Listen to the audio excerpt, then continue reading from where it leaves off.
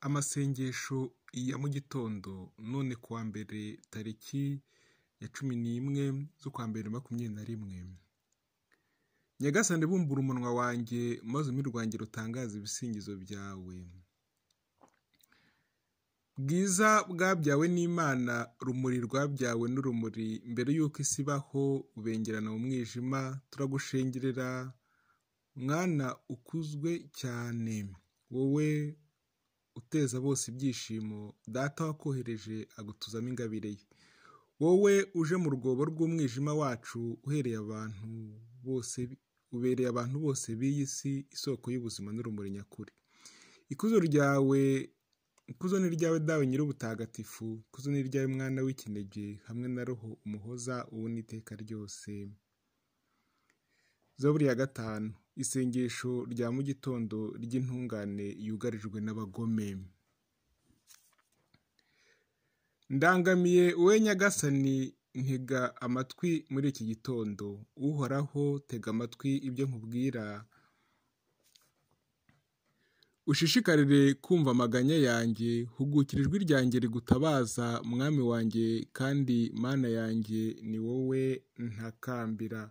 Uhoraho, guhera mu gitondo wumva ijwi ryanjye, kuva mu gitondo ndakwitegura ngakomeza kuba maso. Ntabwo uri Imana yuzura n'ikibi, umugome ntiyakirwa iwawe, umunyagasuzuguro ntaguhinguka imbere. Uzana n'abagizi ba nabi bose, ukarimbura abanyabinyoma. Umuntu wese w'umuhendanyi cyangwa w'umwicanyi, Uhoraho ntabwo arebana nawe. Nawe jyewe ninjira mu nzu yawe mbikesheje impuhwe zawe nyinshi, pfukamana icyubahiro ndangamiye ingoro yawe ntagatifu. Uhoraho, girira ubutungane bwawe unyobore, maze abahora bangenza untegurire inzira ushaka ko nyuramo. Kuko bo nta cyakwizerwa cyabava mu kanwa, mu mutima wabo haganje ubugiranabi. Umuhogo wabo n'imva yasamye, akarimi kabo ni ibinyoma gusa. N'abagufitiye ubuhungiro bose bazanezerwa, bahore basabagizwa n'ibyishimo. Abakunda izina ryawe uzabarengera, ubahe kuvuza impundu. Uhoraho ni wowe uha intungane umugisha, ineza yawe ikamukingira nk'ingabo. Niba Imana Data na Mwana ari Mutagatifu, nk'uko bisanzwe iteka, niyubahe n'ubu n'iteka ryose. Amen. Ndangamiye wowe Nyagasani, ntega amatwi muri iki gitondo. Igisingizo cya Dawudi. Turarata Nyagasani ubwiza bw'ikuzo ryawe rihoraho. Uragahora usingizwa Uhoraho, Mana ya Isirayeli, umubyeyi wacu ubu n'iteka ryose. Ubuhangare, ububasha, igitinyiro, icyubahiro n'ikuzo ni ibyawe Nyagasani, kuko ibiri mu ijuru no ku isi byose ari wowe bikesha kubaho. Uhoraho ni wowe mwami usumba byose. Icyitwa ubukungu n'ikuzo cyose ni wowe biturukaho, kuko ari wowe ugenga byose. Mu kiganza cyawe harimo ububasha n'imbaraga, ukuboko kwawe gufite ubushobozi bwo gukomeza no gucogoza byose. None rero Uhoraho, turagushimira, turagusingiriza izina ryawe rihebuje. Niwe Imana Data na Mwana ari Mutagatifu, nk'uko bisanzwe iteka, ubaye n'ubu n'iteka ryose. Amina. Turarata Nyagasani ubwiza bw'ikuzo ryawe rihoraho. Zaburi ya 28. Imana yigaragarije mu nkuba zeza. Niduhunde izina rya Nyagasani ibisingizo birikwiye. Nimwegurire Uhoraho, bana b'Imana, nimwegurire Uhoraho ikuzo n'ububasha. Nimwegurire Uhoraho ikuzo rikwiriye izina rye. Nimupfukamire Uhoraho, kuko yagaragaje ubutagatifu bwe. Ijwi ry'Uhoraho rihinduye hejuru y'amazi, Imana nyir'ikuzo ihindishije inkuba. Uhoraho ahindiye hejuru y'amazi magari. Ijwi ry'Uhoraho rivuganye ubukaka, ijwi ry'Uhoraho rivuganye ubuhangare. Ijwi ry'Uhoraho rihwanyagura ibiti by'amasederi, Uhoraho agakonyagura amasederi yo muri Libani. Arakinagiza Libani nk'inyana y'umutavu, n'ibisi bya Siriyoni nk'ishashi y'imbogo. ijwi ry'Uhoraho rivundereza ibishashi by'umuriro, ijwi ry'Uhoraho ritera ubutayu gutigita. Uhoraho atera ubutayu bw'i Kadeshi gutenguka. Ijwi ry'Uhoraho rirakangaranya impara ziriho zibyara, rigakokora amashyamba, no mu ngoro ye byose bakavuga ngo habwa ikuzo. Niyubahe Imana Data na Mwana na Mutagatifu nk'uko bisanzwe iteka, niyubahe n'ubu n'iteka ryose. Amina. Niduhunde izina rya Nyagasani ibisingizo birikwiye. Ijambo ry'Imana. Isomo ryo mu ibaruwa ya kabiri Mutagatifu Pawulo yandikiye Abanyatesaloniki. Niba hari udashaka gukora ajya areka no kurya. None dusigaye twumva ko muri mwe harimo abandaraye ntibagire icyo bakora, ahubwo bakivanga muri byose. Abameze batyo tubategetse kandi tubasabye ibingibi: muri Nyagasani Yezu nibajye bakora mu ituze, batungwe n'umugati baruhiye ubwabo. Namwe bavandimwe ntimukadohoke mu gukora neza. Iryo ni ijambo ry'Imana. Turishimiye Imana. Nyagasani ndagushimira n'umutima wanjye wose, kuko Nyagasani urukundo rwawe ruhoraho iteka. Nyagasani nkorera byose, kuko Nyagasani urukundo rwawe ruhoraho iteka. Ntucogore mu bikorwa by'ibiganza byawe, kuko Nyagasani urukundo rwawe ruhoraho iteka. Niwe Imana Data na Mwana na Roho Mutagatifu.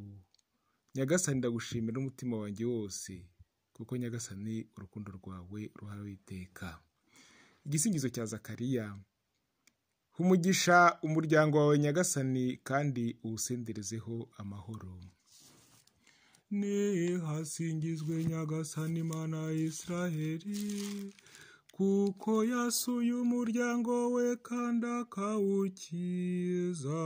Yatugoboreye ububasha budukiza mu nzu ya Dawudi umugaragu we, nk'uko abahanuzi be batagatifu bari barabitumenyesheje kuva kera, ko azadukiza abanzi bacu, akatugobotora mu nzara z'abatwanga bose.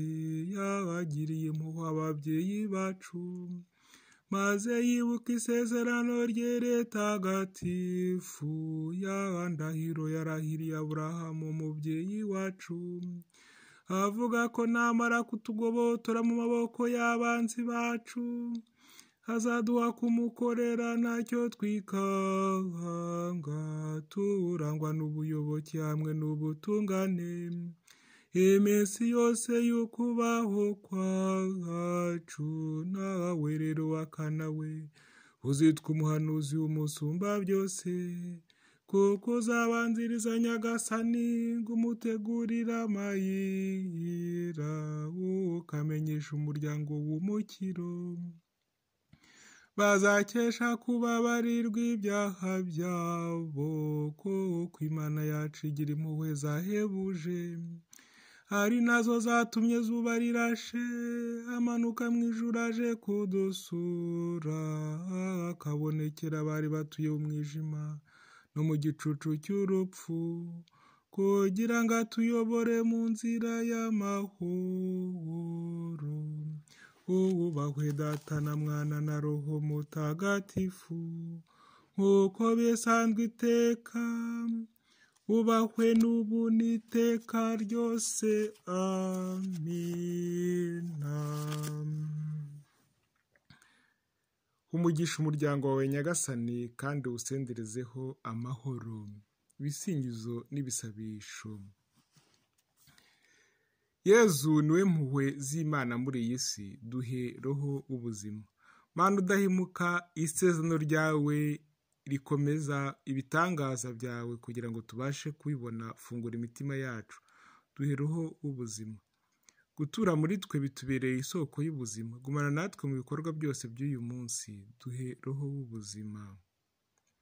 Reba abaturi hafi kubw'ubuzima no mu mirimo, kugira ngo ibikorwa byabo bihamye ubutungane bwawe. Duhe roho w'ubuzima.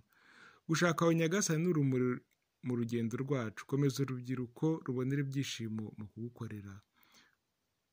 Duhe roho w'ubuzima. Dawe uri mu ijuru, izina ryawe ryubahe, ingoma yawe igere hose. Ushaka gikorwa munsi nuko gikorwa mu ijuru. Ifunguro ritungure duhe none, utubabarire ibicumuro byacu nuko natwe tubara abaducumuyeho, ntutane umutwe w'icyago dukize icyago. Amen. Dusabe. ingabire yawe niyobora ibikorwa byacu nyagasani, kandi bikomeze kugeza ku ndunduro, kugira ngo ibyo dukora byose abe ari wowe biturukaho n'amaherezo yabyo agenwe nawe, ku bwa Yezu Kristo umwana n'umwami wacu, Imana mubana mugatekana bwari mutagatifu, uko ibihora simburana iteka. Amen. Nyagasani Yesu nabane namwe, ushaka byose ndabaha umugisha, Imana Data na Mwana ari mutagatifu. Amen. Umunsi mwiza.